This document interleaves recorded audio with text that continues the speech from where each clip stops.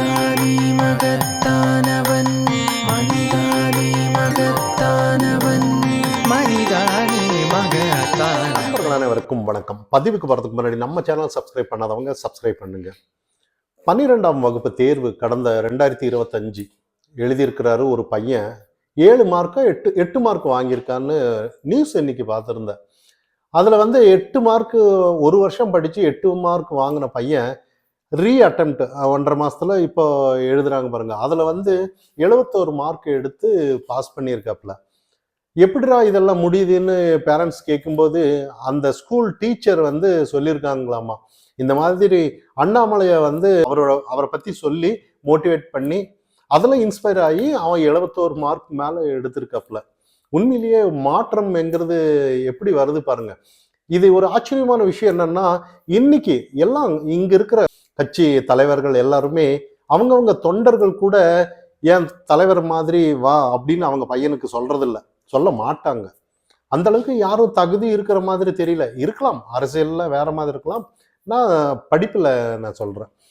அதாவது அந்த அளவுக்கு இன்னைக்கு மாற்றம் என்கிறது இதுதான் நம்ம கவனிக்க வேண்டியது.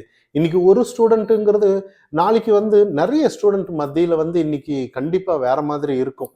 இதை நம்ம கண்டிப்பா சந்தோஷப்பட வேண்டிய விஷயம். ஏன்னா நிறைய இன்னைக்கு ரசிகர் அப்படின்னு சொல்லிட்டு இல்லை, தவறான ஒரு அரசியல் பின்தொடர்தல் அதெல்லாம் பார்க்கும்போது இதுக்கெல்லாம் விழிப்பா யாராவது ஒரு மாற்றம் கண்டிப்பா வர்றது அண்ணாமலை தான் நம்ம கவனிக்கணும். ஏன் எக்ஸாம்பிள் நம்ம நிறைய விஷயம் சொல்லலாம். இது வரைக்கும் நிறைய இளைஞர்கள் இன்னைக்கு சீமானோட பேச்சு கவர்ந்து போறாங்க. உண்மையிலேயே இந்த மண்ணை சார்ந்தவர் தான், கண்டிப்பா இந்த மண்ணை ஆளணும், இந்த சுற்றுச்சூழல் பாதுகாக்கணும், எல்லாமே வரவேற்கத்தக்கது தான்.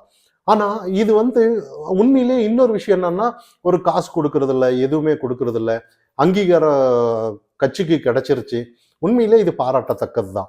ஆனா பின்னாடி வர்ற தொண்டர்கள் என்ன நினைப்பாங்க, உண்மையிலேயே அதை உணர்ச்சி வசப்பட்டு அவரோட பேச்சல் அப்படி இருக்கு. பின்னாடி வர்றாங்க, நம்ம எப்படியாவது இந்த நாட்டை, அதாவது தமிழ்நாட்டை எப்படியாவது நம்ம தலைவர் கண்டிப்பா வந்துருவாரு, முதலமைச்சர் ஆயிடுவாரு, நம்மளோட மண் வளம் எல்லாமே பாதுகாத்துருவாரு அப்படிங்கிற ஒரு நம்பிக்கையில வருவாங்க. அப்ப அது ஒரு தொலைநோக்கு பார்வை, அதை நோக்கிதான் போகணுங்கிறது இருக்கு. ஆனா இன்னைக்கு எப்படி ஆயிடுச்சுன்னா, சாதாரண இப்ப விஜய் அவர்கள் இருக்காங்க. விஜய் அதாவது இப்பதான் கட்சிக்கு வந்திருக்கிறாரு, இன்னும் எதுவுமே பண்ணல, விஜயால எதுவுமே ஆகல. இன்னைக்கு தமிழ்நாட்டுல நிறைய சட்ட ஒழுங்கு, நிறைய பிரச்சனை, அதாவது கள்ளச்சாராய பிரச்சனைகள் நிறைய செத்துருக்காங்க. இன்னைக்கு போதை கலாச்சாரம் வந்திருக்கு நிறைய. இன்னைக்கு இத்தனை வருடங்கள்ல ஒரு 50 ஆண்டு இந்த திராவிட கட்சியில நிறைய சீரழிந்திருக்குன்னு நம்ம கவனிக்கிறோம்.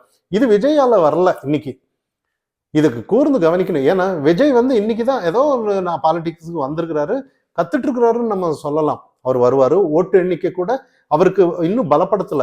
இன்னும் இதுக்கப்புறம் தான் நின்று ஏதோ ஒண்ணு அவங்க பண்ணிட்டு இருப்பாங்கன்னு பார்க்கணும். யாரும் இங்க நான் குறைச்ச மதிப்பிடல. ஏன் சொல்றேன்னா, சீமானு பின்தொடர்ந்து வர்றவங்க நிறைய அந்த உணர்ச்சி வசப்பட்டு தான் வருவாங்க இந்த தமிழ்நாட்டை. கண்டிப்பா, அதாவது தமிழ் தேசியம் பேசுறவங்க அந்த அளவுக்கு ஒரு வைராக்கியமா இருப்பாங்க. ஆனா இன்னைக்கு சீமானோட நிலைப்பாடு வேற மாதிரி இருக்கு. இன்னைக்கு அதாவது நேத்து ஒரு பேச்சு கேட்டிருந்த, அதாவது ரசிகர்களுக்கும், அதாவது கொள்கைக்கும் ரசிகர் கூட்டத்துக்கும் சண்டைன்ற மாதிரி ஒரு பேச்சு. அப்ப இந்த இடத்துல நினைக்கும் போது விஜய் அவர்களை எதிர்த்துட்டு இருந்தேன்னா அவர் எப்போ முதலமைச்சர் ஆகணும், எப்போ அடுத்த கட்டத்துக்கு போக முடியும் நினைச்சு பாருங்க. இன்னைக்கு யாரு விஜயால இன்னைக்கு தமிழகத்திற்கு என்ன ஆயிடுச்சுன்னு நம்ம கவனிக்கணும்.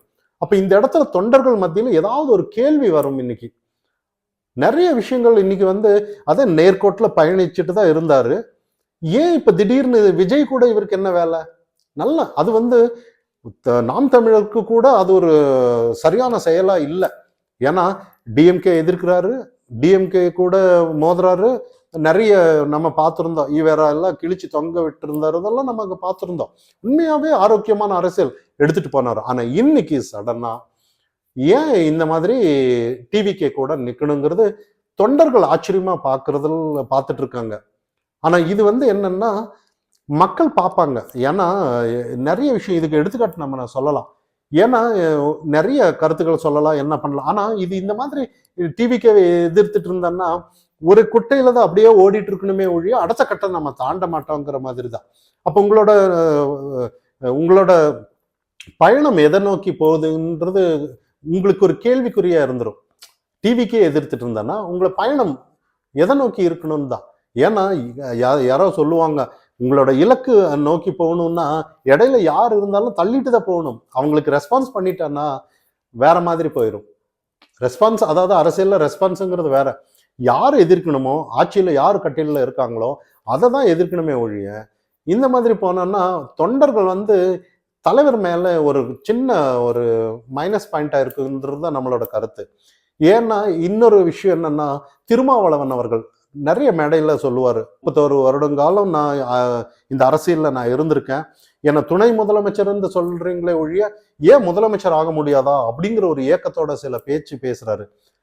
ஏன் இன்னைக்கு அவரால் வர முடியலன்னா, அவர் வந்த இந்நேரம் அவர் 30 வருஷத்துல பயணிச்ச அந்த அரசியல் வாழ்க்கைங்கிறது தொலைநோக்கு இருந்திருந்தான்னா இந்நேரம் இன்னைக்கு ஆட்சி கட்டல்ல இருந்திருக்கலாம்.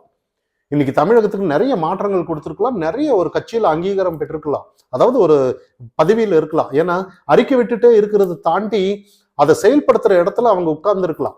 ஆனா இன்னைக்கு கூட ஒரு பட்டியலின சமூகத்துக்கு வந்து அவர் நான் தான் போராடுறேன், பாதுகாப்பு இருக்க அப்படின்னு சொல்லிட்டு கூட நிறைய இன்னைக்கு கூட தூத்துக்குடியில கூட நிறைய ஆணவ கொலைகள் எல்லாம் நடந்துட்டு இருக்கு.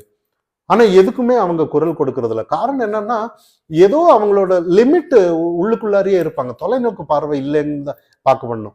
ஏன்னா இப்போதைக்கு எங்களுக்கு ஒரு சீட் இருந்தா போதும், அது யாரு திமுக கொடுப்பாங்களா இல்ல அதிமுக கொடுப்பாங்களா அப்படின்னு பாக்குறாங்க. அப்போ தொண்டர்கள் பின்தொடர்ந்து வர்ற தொண்டர்கள் வந்து எப்படா நம்மளோட தலைவர் வந்து முதலமைச்சர் ஆவாரு, ஏன் நம்ம இந்த நாட்டை ஆளக்கூடாதா அப்படிங்கிற ஒரு ஏக்கம் கண்டிப்பா வரும்.